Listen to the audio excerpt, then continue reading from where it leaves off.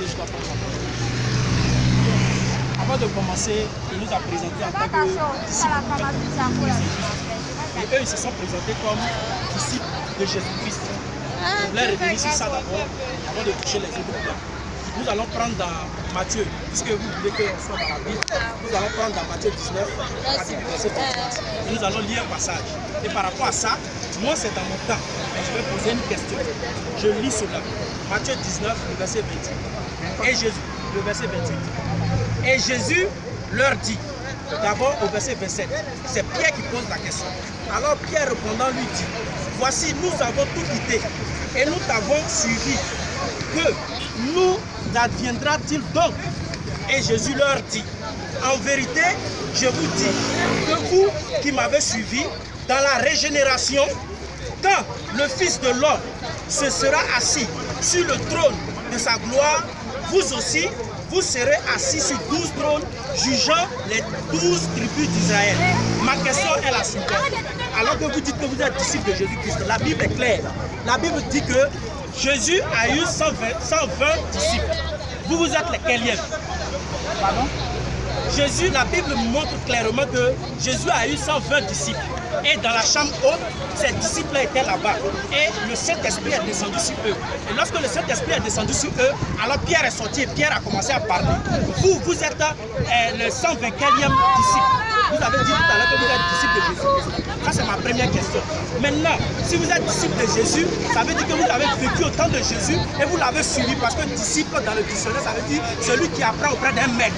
Votre maître, c'est Jésus. Ça veut dire que vous avez marché avec Jésus, vous le connaissez très bien. Alors quand Jésus-Christ prêchait, vous étiez de quelle tribu d'Israël?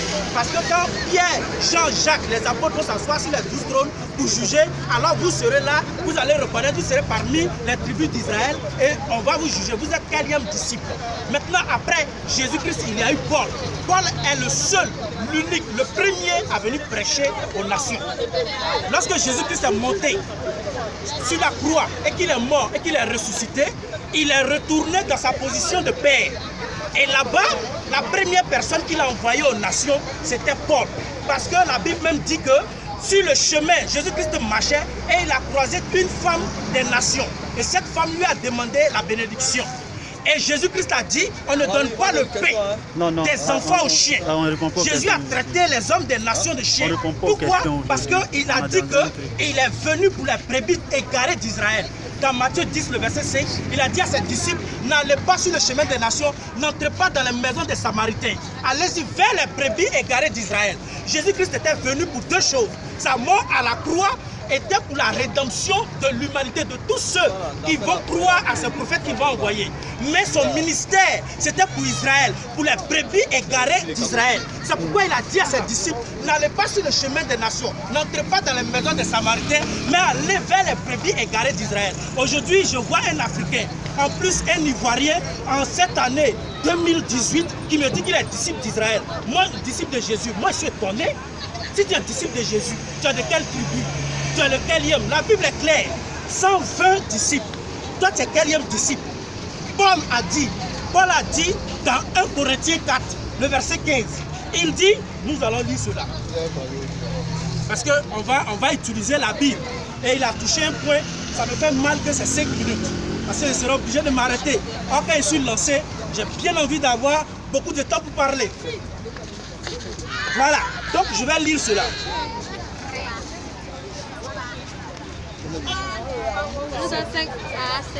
1 Corinthiens 4, à partir du verset 15.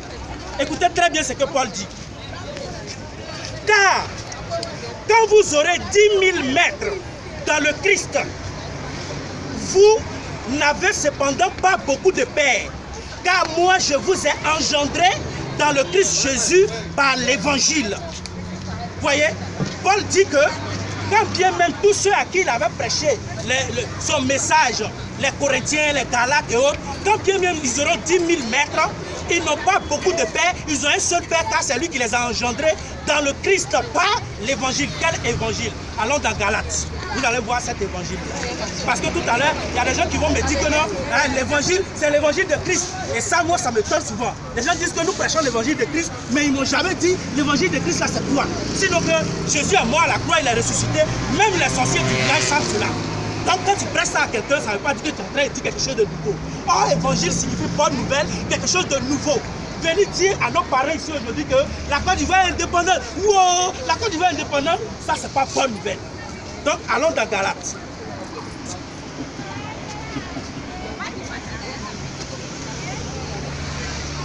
Nous allons prendre Galates 1. Galates 1 à partir du verset 11. Et je lis. Paul dit, « Oh, je vous fais savoir, frère, que l'évangile qui a été annoncé par moi, Paul, n'est pas selon l'homme. Car moi, je ne l'ai pas reçu de l'homme, non plus ni après, mais par la révélation de Jésus-Christ. Sur le chemin de Damas, Jésus-Christ l'a fait tomber. Et il a dit, qui es-tu? Qui m'a fait tomber? Jésus a dit, c'est moi, Jésus, que tu persécutes. Va à Damas, ils vont te dire certaines choses. Mais le message que Paul est venu prêcher, ce n'est pas le message que les apôtres ont prêché. Paul a dit quoi? Paul a prêché la circoncision du cœur. Les apôtres ont prêché la circoncision. Ce n'est pas la même chose. Et il y a eu débat. Donc je continue ma lecture. Et là alors, excusez-moi, si c'est fini, je lis la première puis je laisse. Après je vais revenir dessus. Car moi, je ne l'ai pas reçu de l'homme non plus, ni appris, mais par la révélation de Jésus-Christ. Car vous avez eu dit quelle a été autrement ma conduite dans le judaïsme, comment je persécutais outre mesure l'assemblée de Dieu et la dévastais, et comment j'avançais dans le judaïsme, ainsi de suite. Au verset 15, mais quand il plut à Dieu, qui m'a mis à part dès le ventre de ma mère, et qui m'a appelé par sa grâce de révéler son fils en moi. Donc Dieu révèle son fils à un homme. Tout à l'heure, il a parlé de Jean 3,16. Il dit que Kakou Philippe a repris, vous voyez, ce verset-là. Paul dit que Dieu a révélé son fils en lui. Ah, le fils c'est qui? Le fils c'est la parole. Jésus-Christ c'est qui? Jésus-Christ c'est la parole. Celui qui ne connaît pas la révélation de Jésus-Christ, c'est lui qui fait les défauts. Ok, tu peux continuer, je vais revenir dessus après. Ok. Je dis merci à mon frère, mais je voudrais rappeler que je ne suis pas d'accord et je mentionne que Kakou Philippe, votre prophète, n'est pas un prophète selon la Bible. Votre prophète Kakou Philippe, c'est un faux prophète. Vous comprenez? Et puis, vous vous appuyez sur quoi pour établir votre théorie là? Vous vous appuyez sur Paul, par exemple. Et vous dites que Paul là avait un message différent de celui des apôtres. Je m'inscris en faux là. J'ai dit que ce que vous dites n'est pas vrai. Parce que quand on prend 1 Corinthiens chapitre 15, Paul dit ceci. 1 Corinthiens chapitre 15 à partir du verset 1. Voici les propres déclarations de Paul. Votre théorie ne tient pas debout. Elle est fausse. Votre évangile est faux. Et vous devez vous repentir pour être sauvé. Je vous rappelle, frère, oui, l'évangile que je vous ai annoncé, que vous avez reçu, oui, dans lequel vous avez persévéré, oui, et par lequel vous êtes sauvés, oui, si vous le retenez tel que je vous l'ai annoncé, autrement vous aurez cru en vain. Oui. Verset 11. Ainsi donc. Non, verset 3 d'abord. Je continue. Je vous ai enseigné avant tout. Voilà son évangile. Comme je l'avais aussi reçu, que Christ est mort pour nos péchés, selon les Écritures, qu'il a été enseveli, et qu'il est ressuscité des morts, et qu'il est ressuscité le 3e jour, selon les Écritures, et qu'il est apparu à ses faces, puis au 12, ensuite il est apparu, etc. Et il continue au verset 11, il dit, vas-y. Ainsi donc, que ce soit moi, Paul, que ce soit eux, voici ce que nous prêchons. Voici ce que nous prêchons. Et c'est ce que vous avez dit. Vous n'avez pas dit la vérité, vous mentez. Quand vous dites que Paul n'avait pas le même message que les apôtres, Paul le dit lui-même. Il avait le même message que les apôtres. Et pour le prouver, dans le livre des Galates que vous avez lu, allons-y dans Galates. Paul vient pour nous faire une déclaration là-bas encore. Voilà. Quand Paul a eu son évangile, il a dû le montrer aux apôtres pour dire, regardez, vérifiez si ce que j'ai est bon. Si ce n'est pas bon, je vais changer. Vous comprenez? Galates chapitre 1. Donc vous allez dire que Paul n'avait pas, et comme on appelle, lui il est quitté au ciel comme un livre pour tomber. Non, hein. Nous, c'est pas le Coran que nous prêchons ici. Hein. Voilà, c'est pas quitté au ciel comme un livre pour tomber. C'est le christianisme, c'est la parole de Dieu. Voilà. Galates 1, verset 17. Galates 1, verset 17. Et je ne montais point à Jérusalem vers ceux qui furent apôtres avant moi. Mais je partis pour l'Arabie, puis je revins encore à Damas. 3 ans plus tard, je montais à Jérusalem pour faire la connaissance de Céphas. Et je demeurai 15 jours chez lui. Mais je ne vis aucun autre des apôtres si ce n'est Jacques, le frère du Seigneur. Dans ce que je vous ai écrit, voici devant Dieu, je ne mens point. Ok, Galates 2, verset 4, verset 1. Il dit 14 ans plus tard, je montais de nouveau à Jérusalem avec Barnabas, ayant aussi pris quitte avec moi. Et ce fut d'après une révélation que j'y montais. Il dit, je leur ai exposé l'évangile que je prêche parmi les païens. Je l'ai exposé en particulier à ceux qui sont les plus considérés. Vous comprenez? Afin de ne pas courir ou avoir couru en vain. Donc, quand Paul a eu son évangile, il allait leur montrer les vieux pères. Voilà ce que j'ai dit au dehors. Qu'est-ce que vous en pensez? Parce que Paul lui-même, là, vous comprenez? Paul lui-même, il a été enseigné. Laisse ça. Paul lui-même, vas-y mon frère, tu peux t'exprimer. Paul lui-même a été enseigné. Paul lui-même, on lui a annoncé l'évangile. Et je vais vous le prouver. Prenons Actes chapitre 10. Chapitre 10. Vous croyez que pour Paul c'est quitter où vous tombez? Dans le christianisme, quelque chose qui quitte pas où vous tombez. Hein? Un livre qui quitte pas où vous venez tomber dans ta main. Et puis toi tu avais demandé aux gens. Actes chapitre 10. Chapitre 9. Cependant, Saul voilà. respira encore la menace. Je le dis même. Saul respira encore la menace et le meurtre contre les disciples du Seigneur s'est rendu chez le souverain sacrificateur, etc. Voilà, maintenant, comme on appelle, il lui demanda des lettres pour les synagogues de Damas afin que s'il s'y trouvait des partisans de la nouvelle doctrine, hommes ou femmes, il les amena liés à Jérusalem. Voilà, comme il était en chemin et qu'il approchait de Damas, tout à coup une lumière suivit, etc. Verset 6. Tremblant et saisi de foi, il dit, Seigneur, que veux-tu que je fasse? Et le Seigneur lui dit, lève-toi, entre dans la ville et on te dira ce que tu dois faire. Il rencontre le Seigneur Jésus sur la route de Damas. Il aveugle avec une lumière. Il tombe et il demande, Seigneur, que veux-tu que je fasse? Et le Seigneur lui dit, va dans la ville, on te dira ce que tu dois faire. Et ça, on va décortiquer ça. Voilà, on te dira ce que tu dois faire. Vas-y, sur les 7 minutes. Prends, comme on appelle, lui, qui veille sur les 7 minutes. Voilà. Faut veiller. Si le temps est arrivé, je m'arrête. Ok. Il me reste combien de minutes? Il me reste 3. Il me reste 3 minutes. Ok. Donc, il faut lire, comment on appelle? Je prends, comment on appelle? Je prends l'histoire de Corneille. Voilà. Voici Corneille, un homme qui était pieux, qui était juste. Vous comprenez, qui faisait de bonnes choses. Voilà, la Bible dit qu'il était pieux. Voilà. Et j'enlève le mot juste, on dit qu'il était pieux devant Dieu. Et puis, il faisait beaucoup de monde. Et ça touchait le cœur de Dieu. Dieu lui a envoyé un ange. Quand Dieu lui a envoyé un ange, l'ange ne lui a pas annoncé le salut. Non, non, non. Dans le christianisme, on ne fait pas comme ça. L'ange ne lui a pas annoncé. L'ange lui a dit, envoie quelqu'un à Jopé. Il va faire venir Simon, surnommé Pierre, qui te dira des choses par lesquelles tu seras sauvé. Amen.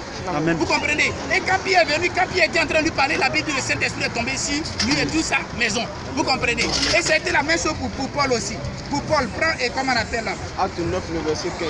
Prends Acte 16, 30 d'abord. D'abord Acte 11, il faut dire Acte 11, 14. Acte 11, 14. Voilà, Acte 11, 14.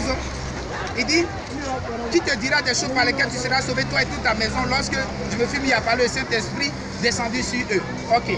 Maintenant, Acte 16, 30.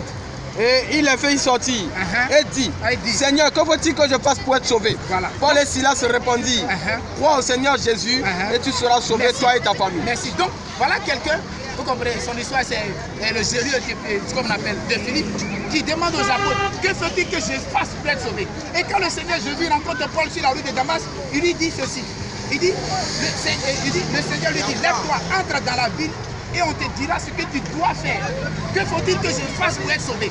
Vous comprenez? Et on lui a dit là-bas, crois au Seigneur Jésus, toi et toute ta maison. Il continue. Maintenant, Ananias, qui est venu à parler à Paul, voilà ce qu'il dit.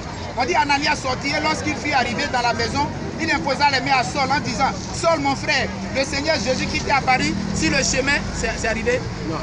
Sur le chemin par lequel tu venais m'a envoyé pour que tu recouvres la vie et que tu sois rempli du Saint-Esprit. Et Ananias lui a parlé et il a été rempli du Saint-Esprit. Et la Bible dit, il est resté quelques jours avec eux et puis après il allait annoncer que Jésus-Christ est le Fils de Dieu.